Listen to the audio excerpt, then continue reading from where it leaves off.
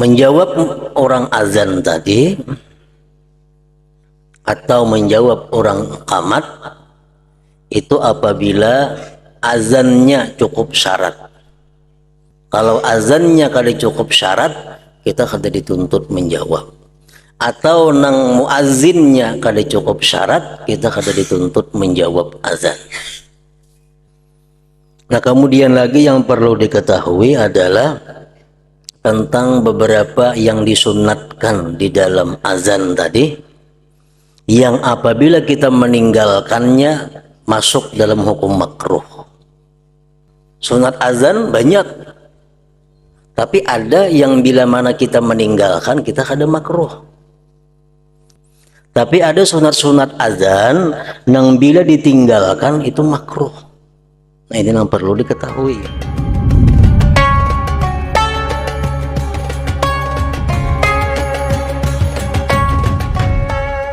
Bismillahirrahmanirrahim. Alhamdulillahirabbil alamin. Wassalatu wassalamu ala asyrafil anbiya wal mursalin Sayyidina Maulana Muhammadin wa ala alihi wa ashabihi ajma'in. Qala al-musannifu rahimahullah wa nafa'ana bi ulumihi fid dharain amin. Apabila muazzin atau Bilal mengatakan Allahu Akbar, maka jawab oleh kau seperti perkataannya juga. Apabila muazzin mengatakan Allahu Akbar, maka jawab oleh kau seperti perkataannya juga. Jadi menjawab muazzin itu disunatkan baik bagi laki-laki atau bagi perempuan, bagi orang-orang yang berhadas, bagi orang-orang yang junub, bagi orang-orang yang haid, orang-orang yang nifas, mendengar azan itu disunatkan untuk menjawabnya.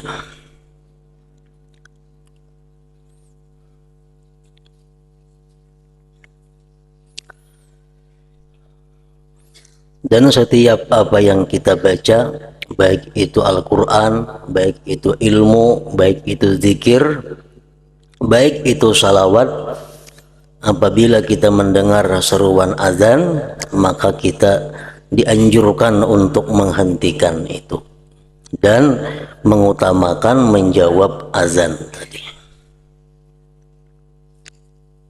Apalagi sedang berkata-kata yang selain daripada zikir, daripada perkataan-perkataan dunia, makin dituntut kita untuk menjawab azan, menghentikan perkataan-perkataan dunia tadi. Al-Imam Jalaluddin As-Suyuti mengatakan, inna man takallama halal azan yukhsha alaihi min su'il khatimah. Artinya orang yang berkata-kata tatkala orang sedang azan, orang azan masih berucap bepandir, ditakutkan atas dia mati dalam keadaan su'ul khatimah.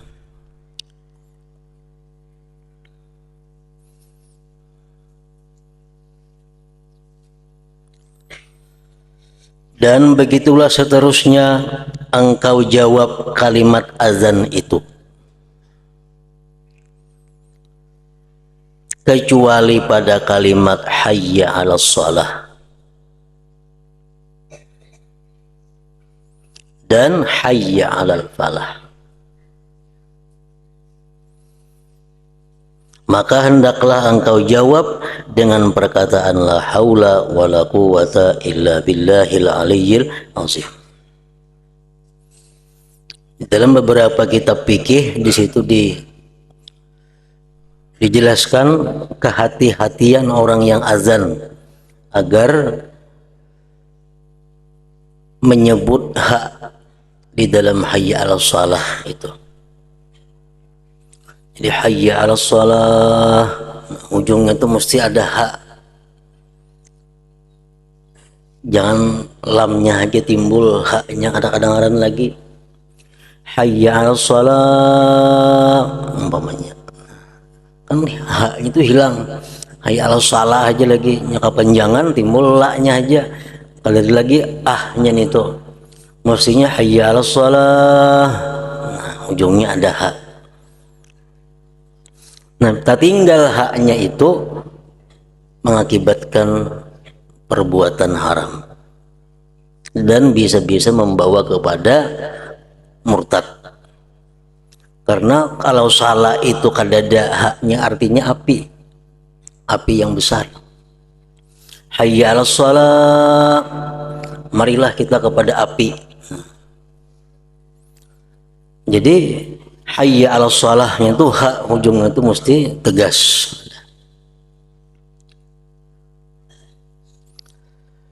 Dan hayya 'alal falah, maka hendaklah engkau jawab dengan perkataan la haula wala quwata illa billahil aliyyil azim. Dan apabila muazzin mengatakan as-salatu khairum minan naum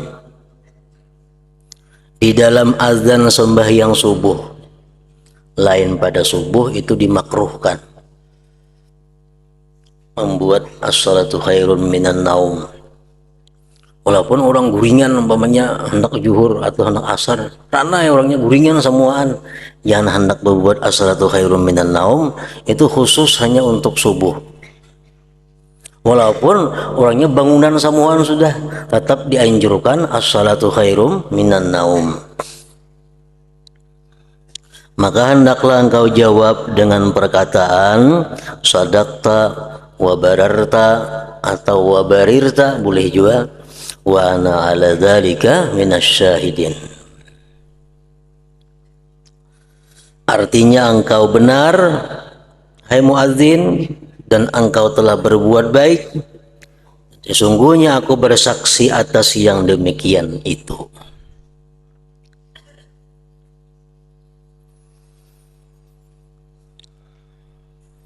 Menjawab orang azan tadi atau menjawab orang qamat itu apabila azannya cukup syarat. Kalau azannya kada cukup syarat, kita kada dituntut menjawab. Atau nang muazzinnya kada cukup syarat, kita kada dituntut menjawab azan. Syarat-syarat azan pertama tartib. Amun inya azan hayya 'alal falah berdahulu, nah tuh ada tartib lagi ngarannya. Hayya 'alal falah, hayya 'alas shalah, nah tanpa huruf. Itu sudah kada sesuai lagi, sudah azannya luput syarat. Tartib. Ini mulai Allahu Akbar, asyhadu an la ilaha illallah, asyhadu anna Muhammadar Rasulullah, hayya 'alas shalah, hayya 'alal falah, Allahu Akbar, la ilaha illallah. Itu susunannya mesti macam itu. Yang kedua syaratnya azan apa? Al-wila. Antara satu kalimat dengan kalimat berikut kada terpisah dengan jarak yang jauh. Misalnya asyhadu an la ilaha illallah, asyhadu an la ilaha illallah, batal inya baudu. Bilal nih baudu, tuntung baudu, asyhadu anna Muhammadar Rasulullah, menyambung itu putus sudah mualatnya. Kalawasan jaraknya antara satu kalimat dengan kalimat yang lain. Ini mesti jangan lawas.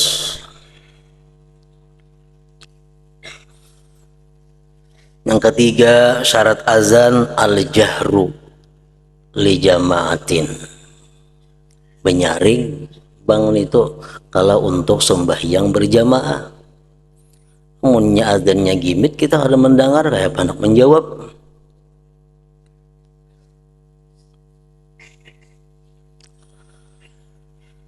Yang keempat adamul bina 'alal ghair,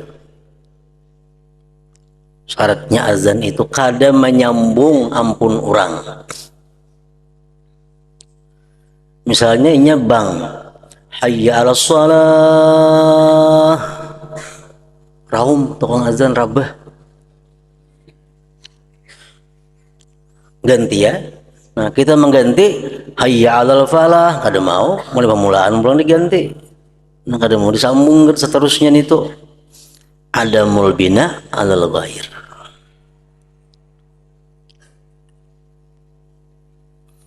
Yang kelima, dukhulul waktu, masuk waktu.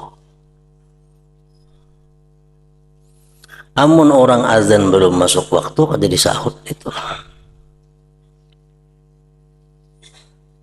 Kecuali untuk sembahyang subuh. Nah itu disunatkan sudah azan mulai tengah malam lewat. Subuh kan disunatakan bang 2 kali. Yang pertama terbit fajar, yang kedua sesudah tengah malam, misalnya jam 4, jam 3 itu sudah azan boleh untuk sembahyang subuh. Yang keenam, syaratnya azan itu bil arabiyah, dengan bahasa Arab. Amun orang bang bahasa Indonesia itu kada perlu dijawab.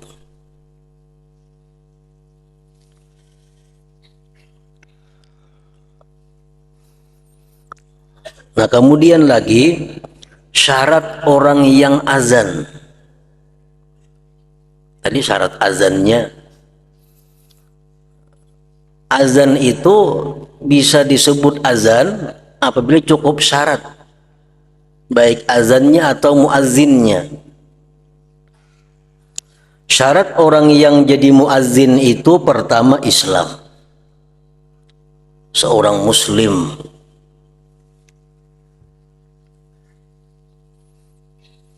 Yang kedua at-tamyiz, orangnya sudah mumayyiz.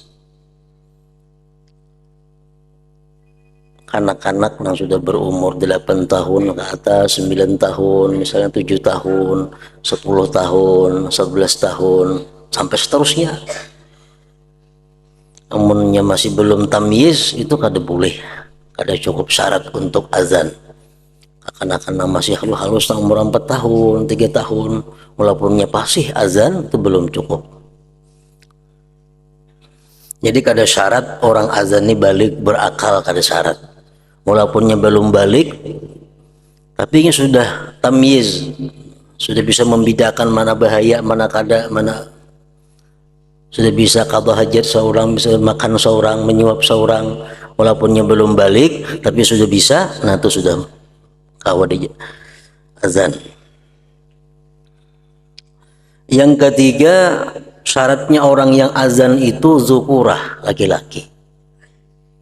Kalau ada perempuan yang azan, kita kada dituntut menjawab.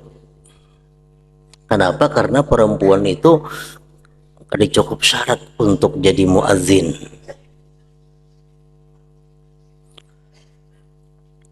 Nah kecuali azan bagi selain salat. Kan azan ini bukan hanya untuk salat fungsinya, ada azan untuk lain salat. Nah apakah boleh seorang perempuan azan untuk selain salat? Itu khilaf ulama. Ibnu Hajar al-Haytami mengatakan tetap kada boleh, mesti laki-laki azan itu. Selain daripada Ibnu Hajar al-Haytami, ada yang mengatakan boleh perempuan itu azan, seperti mengazankan anak yang baru lahir, andai kata kada ada lelakiannya.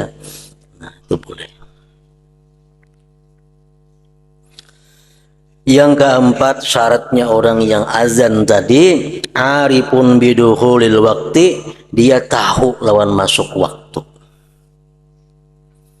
Ini jangan sembarangan azan itu, mesti tahu dengan masuk waktu. Kalau kita kada tahu masuk waktu, kita kada cukup syarat untuk jadi muazzin.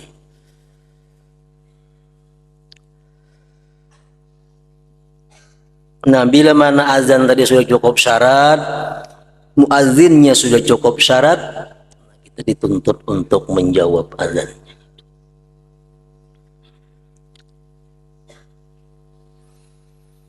Nah, kemudian lagi yang perlu diketahui adalah tentang beberapa yang disunatkan di dalam azan tadi, yang apabila kita meninggalkannya masuk dalam hukum makruh. Sunat azan banyak, tapi ada yang bila mana kita meninggalkan kita kada makruh. Satu contoh misalnya, kita azan itu disunatkan memasukkan ujung telunjuk ke telinga, itu kan. Amunnya kada macam ini biasa aja kada makruh. Tapi ada sunat-sunat azan yang bila ditinggalkan itu makruh. Nah, ini yang perlu diketahui. Pertama, al-qiyam liqadirin, berdiri bagi yang kuasa. Azan mesti berdiri. Amunnya azannya berduduk aja, padahal kawah aja berdiri tapi berduduk, sah aja azannya, cuma dia melanggar makruh.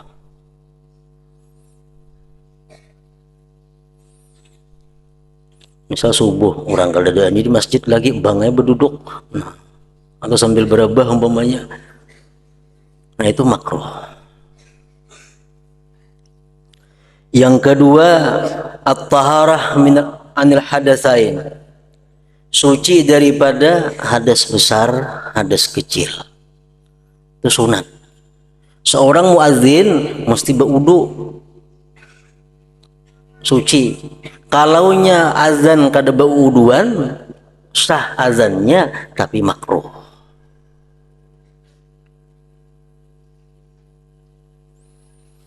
Yang ketiga, ada mutaghanni, ketiadaan taghanni, belagu. Sunat azan itu lurus, hayya 'alas shalah, lurus. Sunat macam itu. Bila sudah beliuk-liuk itu makruh. Ada mutaghanni.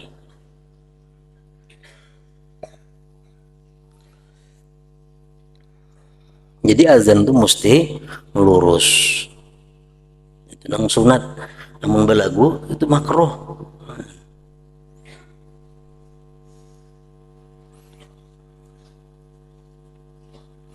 Yang keempat, ada mutamtid, tidak terlalu panjang. Walaupun lurus tapi jangan terlalu panjang. Hayya 'alas shalah, umpamanya sering panjangan itunya, itu makruh.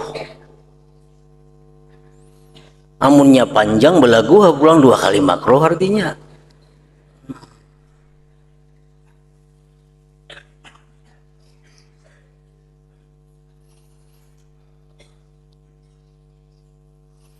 Yang kelima, taklif, orangnya balik berakal. Yang azan ini balik berakal. Azan tadi walaupun kekanakan itu sah azannya, dimakruh. Kalau ini azan untuk berjamaah, munnya azan sembahyang sorangan itu jadi masalah. Sunat itu. Ini azan untuk jamaah, kekanakan, nah itu makruh. Yang keenam, adlan, adil. Orang fasik azan sah ya, cuma makruh.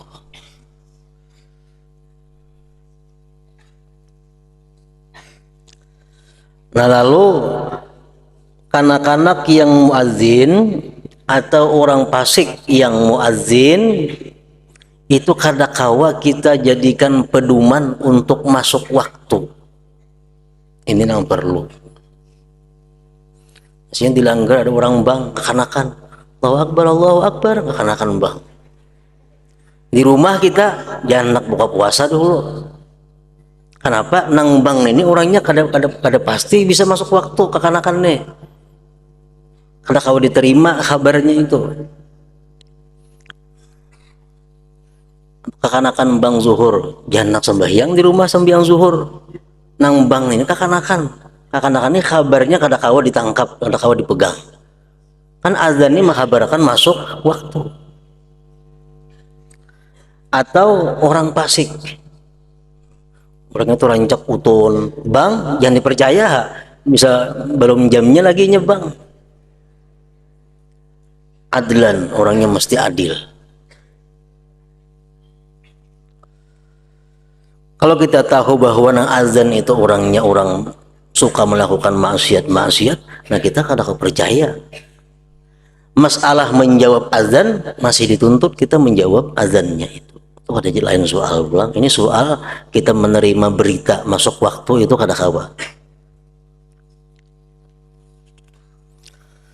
Dan apabila engkau mendengar iqamah maka jawablah dengan seumpama yang diucapkan oleh muazzin. Seperti apa oleh mukim maksudnya? Muazzin itu orang yang azan, kalau mukim orang yang iqamah. Dengan seumpama yang diucapkan oleh mukim atau muazzin kecuali pada perkataan qad qamatis shalah. Artinya telah didirikan sembahyang. Maka jawab olehmu dengan perkataan aqamahallah wa adamaha madamatis samawati wal ard. Aqamahallah wa adamaha madamatis samawati wal ardu. Artinya mudah-mudahan Allah mendirikannya sembahyang dan mengekalkannya selama masih kekal lagi segala langit dan bumi.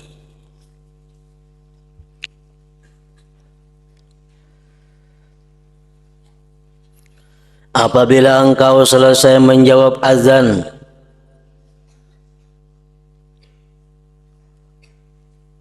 subuh khususnya, maka baca olehmu akan doa ini. Untung orang sudah azan, kita selesai menjawab azan. Kalau subuh khusus, Allahumma inni as'aluka inda huduri salatika wa aswati du'atika wa idbari laylika wa iqbali naharika an tu'tiya Muhammadanil wasilata wal fadilata wa darajatar rafi'ata wa ba'athul maqamal mahmud alladhi wa'atta ya arhamar rahimin. Itu doa azan sesudah azan khusus subuh. Amunnya kita kata doa, doa nang biasa aja hasil aja juga.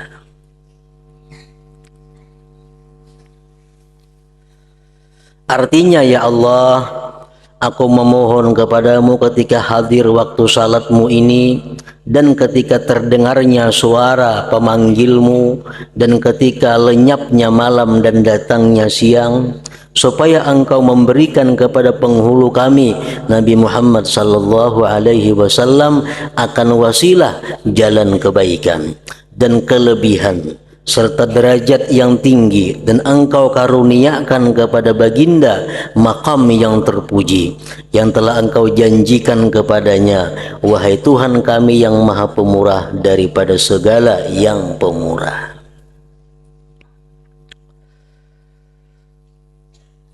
Nah, jadi kita baca ini doa azan, posisi kita masih dalam keadaan duduk. Sama halnya kita membaca doa iqamah, posisi kita masih dalam keadaan duduk.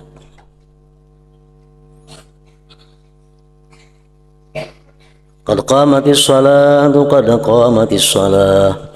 Allahu Akbar, Allahu Akbar, La ilaha illallah.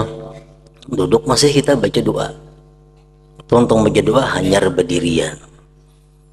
Itu nang bagus. Apabila engkau mendengar azan sedangkan engkau di dalam keadaan sembahyang, maka sempurnakanlah sembahyangmu. Nah, kecuali sembahyang kita.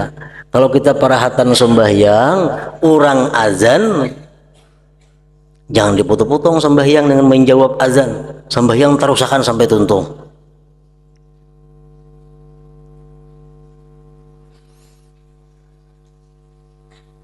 Kemudian jawablah azan seperti susunannya yang termaklum tadi.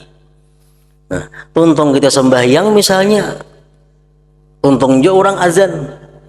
Nah, kita jawab azan saurangan. Jadi kita bang saurangan artinya. Nah, cuma kata dahya salah, ganti lawan la haula wala quwata illa billah 4 kali, la haula wala quwata illa billah, la haula wala quwata illa billah. Mangkaba menjawab azan ngarannya. Mangkaba menjawab azan. Kalau kita rahatan orang azan sedang sembahyang kitanya. Apabila imam mulai takbiratul ihram dalam sembahyang fardu subuh, maka jangan engkau melakukan sesuatu kecuali mengikut perbuatannya saja. Imam sudah Allahu Akbar takbiratul ihram. Nah, kita kalau ada pekerjaan lain selain daripada mengikut imam, yang anak sembahyang qabliyah, yang sembahyang tahiyatul masjid, karena imam sudah takbiratul ihram, maka jangan engkau melakukan sesuatu kecuali mengikut perbuatannya saja, dan sembahyanglah engkau seperti yang akan diterangkan kaifiat dan adab-adabnya sekejap lagi. Nah, apabila engkau selesai sembahyang, maka baca olehmu wiridnya. Wiridnya yang lain lawan kita.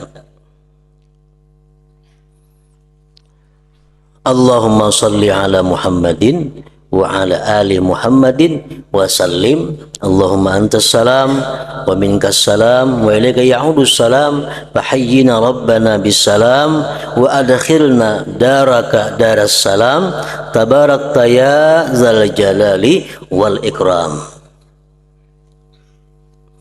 Artinya, ya Allah, berikanlah rahmat dan salam sejahtera ke atas junjungan kami Nabi Muhammad sallallahu alaihi wasallam dan ke atas keluarga baginda.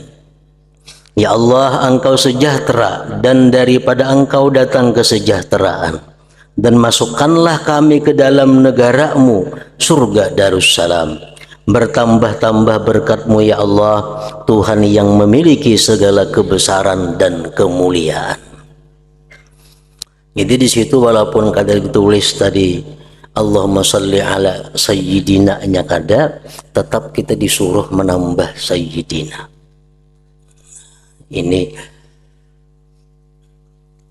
Allahumma salli ala sayyidina Muhammadin wa ala ali sayyidina Muhammad wa sallim.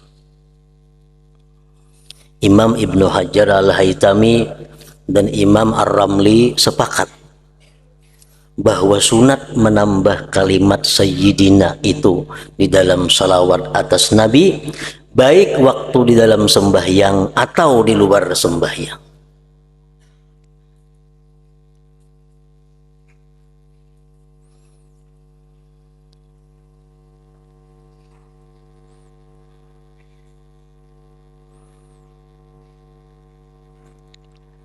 Imam Ahmad Ibnu Athaillah mengatakan, wa iyyaka an tatruka lafdhas siyadah babihi sirrun yadhhar liman lazama hadhil ibadah. Ujar beliau, aku takuti kamu. Artinya aku takuti apa? Jangan sekali-kali engkau meninggalkan lapas sayyidina itu. Jangan ditinggalkan. Karena di situ ada satu rahasia. Fihi sirrun. Di situ ada rahasia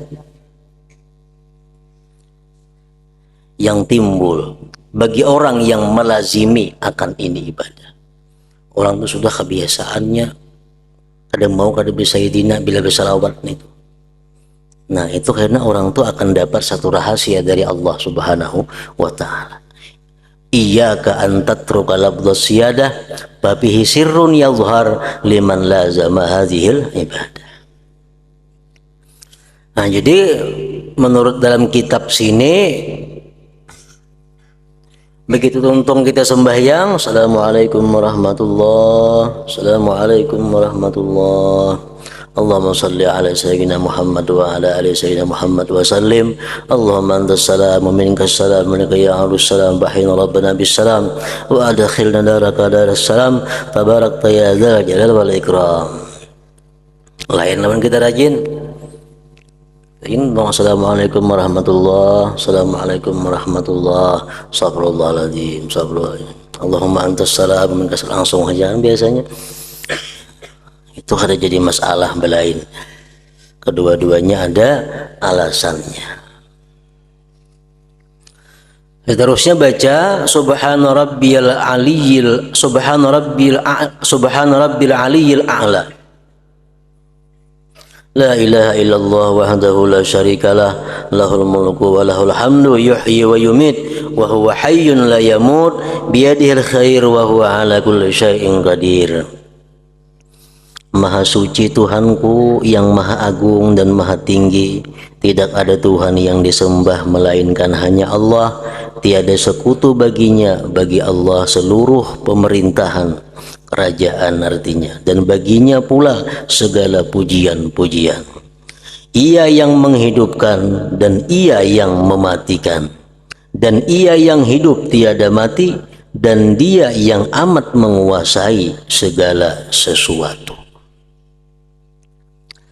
La ilaha illallah ahlun ni'am, tiada Tuhan yang patut disembah dengan sebenarnya melainkan hanya Allah.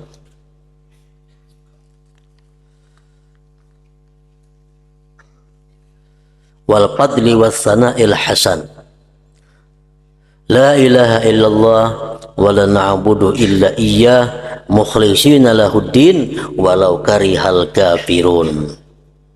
Tuhan yang sangat banyak nikmat dan kelebihan, yang memiliki segala puji-pujian yang baik. Tidak ada Tuhan yang disembah dengan sebenarnya melainkan hanya Allah, dan kami tidak menyembah kecuali akan Dia. Dengan ikhlas kami beragama baginya walaupun dibenci oleh orang-orang kafir. Ke situ aja wiridnya Imam Ghazali nih.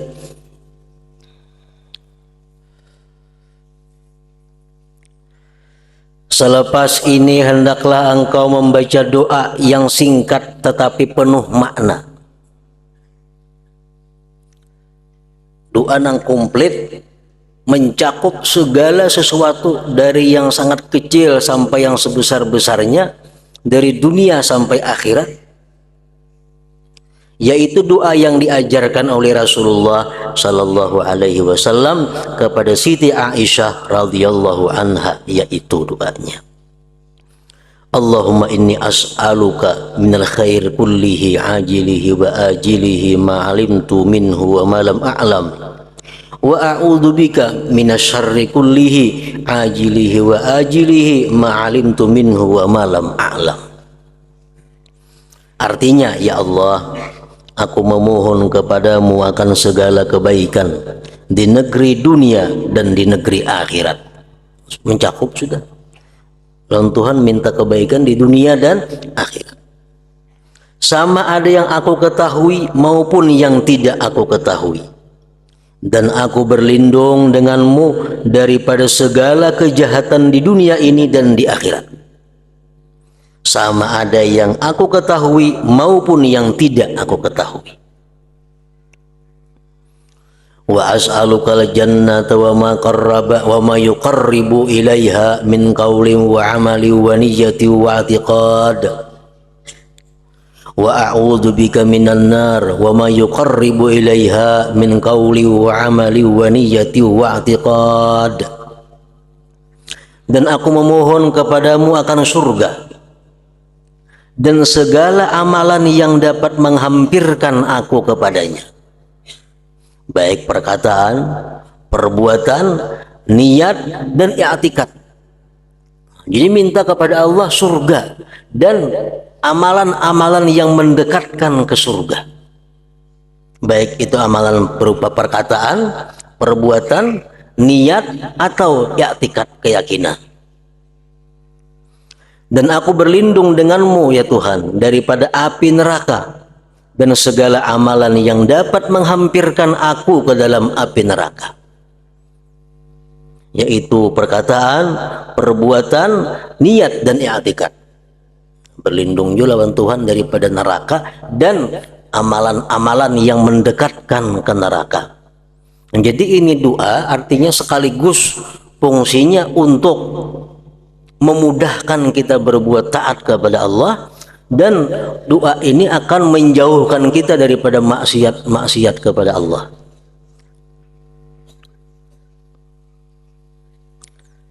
Aku memohon kepadamu, wa as'aluka min khairi ma sa'alaka min 'abduka wa rasuluka Muhammadun sallallahu alaihi wasallam, wa a'udzu bika min syarri ma sta'adzaka min 'abduka wa rasuluka Muhammadun sallallahu alaihi wasallam. Ditambah Sayyidina, bagus tadi juga. Aku memohon kepadamu akan segala kebaikan yang telah dipohon oleh hambamu dan rasulmu Muhammad sallallahu alaihi wasallam. Ya Allah, aku minta kepada Engkau kebaikan-kebaikan yang pernah diminta oleh Nabi kepada Engkau. Umum sudah tuh. Kita minta kepada Allah segala kebaikan-kebaikan yang pernah diminta oleh Nabi. Dan aku berlindung denganmu daripada segala kejahatan yang telah berlindung daripadanya oleh hambamu dan rasulmu Muhammad sallallahu alaihi wasallam. Allahumma wa ma qadaita lana min amrin faj'al aqibatahu rasyada. Ya Allah, apa jua keputusan yang Engkau berikan kepadaku daripada segala urusanku, maka jadikanlah akibatnya membawa aku mendapat petunjuk. Nah, ini doa diberikan Nabi kepada istri beliau Siti Aisyah radhiyallahu anha. Ini doa yang singkat tapi penuh dengan makna. Cukup sudah doa itu.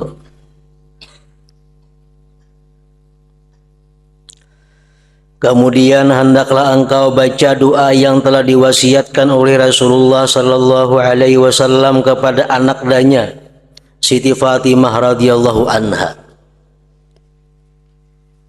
yaitu doanya, Ya Hayyu Ya Qayyum Ya Dzal Jalali wal Ikram, La ilaha illa anta birahmatika astaghits wa min adzabika astajir, la takilni ila nafsi tarfata ain wa aslih li sya'ni kullahu bima aslahta bihi ibadakas salihin. Ini doa yang diajarkan Nabi kepada putri kesayangan beliau Siti Fatimah radhiyallahu anha.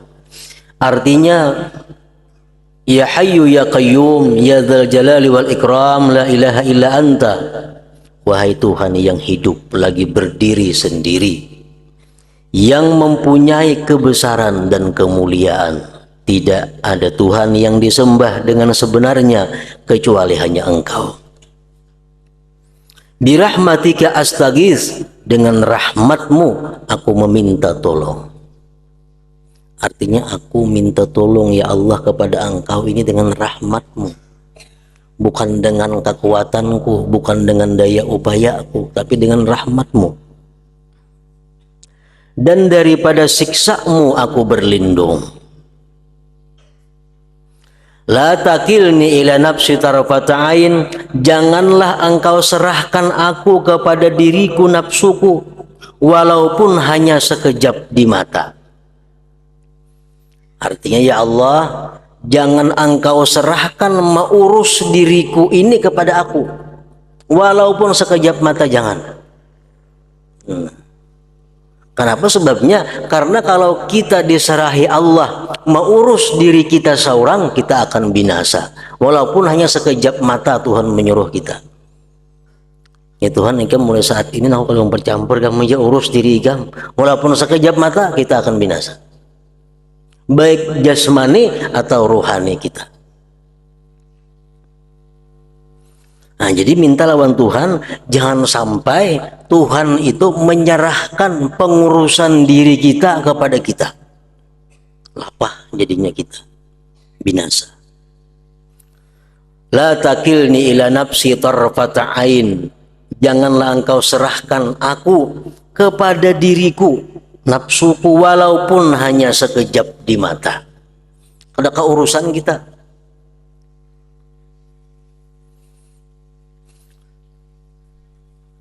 Menurut para ahli tib, ahli kedokteran, di dalam tubuh manusia ini ada beberapa pergerakan-pergerakan yang mana Allah tidak memberikan izin kepada kita untuk mengaturnya.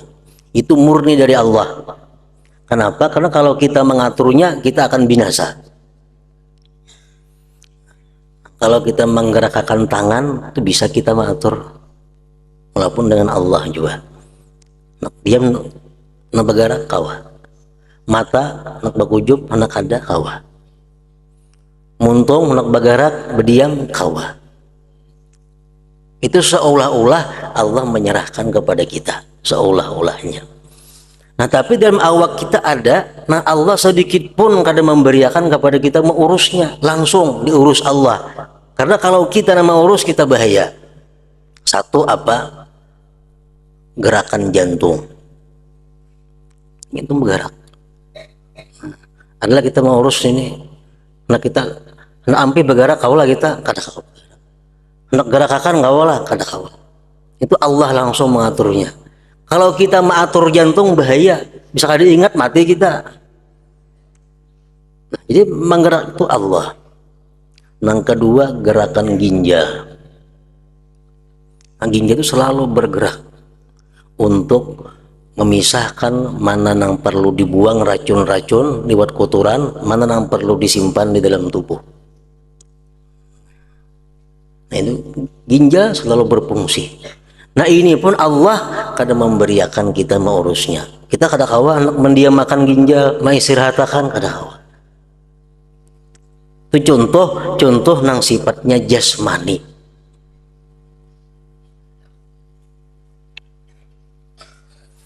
Nah, jadi Nabi kita mengajarkan kita doa, la takilni ila nafsi tarfata ain.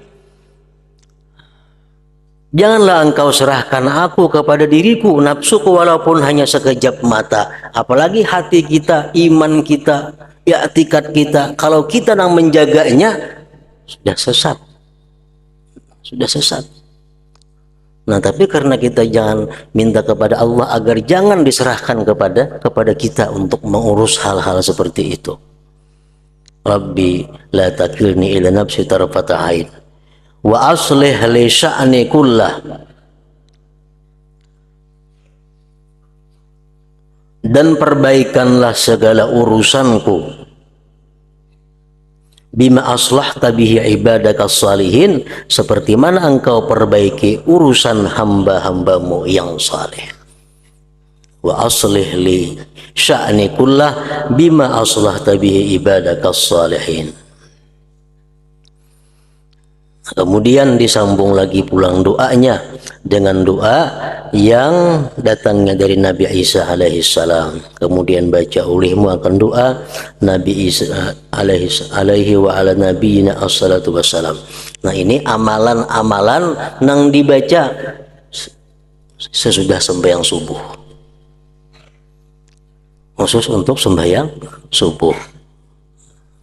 Di doa Siti Aisyah tadi kita baca, misal wiridnya kada kita ubah daripada wirid yang ada, kada jadi masalah, cuma tambah dengan doa Siti Aisyah tadi, tambah lagi dengan doa Siti Fatimah tadi. Nah, kemudian ditambah lagi dengan doa dari Nabi Isa alaihissalam. Enggak situ dulu. Hadratin Nabi sallallahu alaihi wasallam. Al-Fatihah.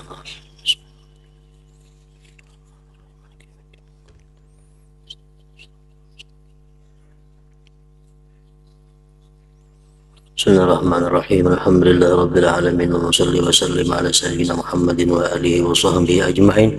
Allahumma ighfir lana ma akhta'na wa ma ta'ammadna wa ma asrarna wa ma a'lanna wa ma asrafna wa ma anta a'lam bihi min antal muqaddim wa antal muakhir, la ilaha illa anta. Allahumma anfa'na bima 'allamtana wa 'allimna ma yanfa'una wa zidna fahman wa ilman wa 'amalan. Birahmatika ya arhamar rahimin. Sallallahu alaihi sayyidina Muhammad wa alihi wa sallam.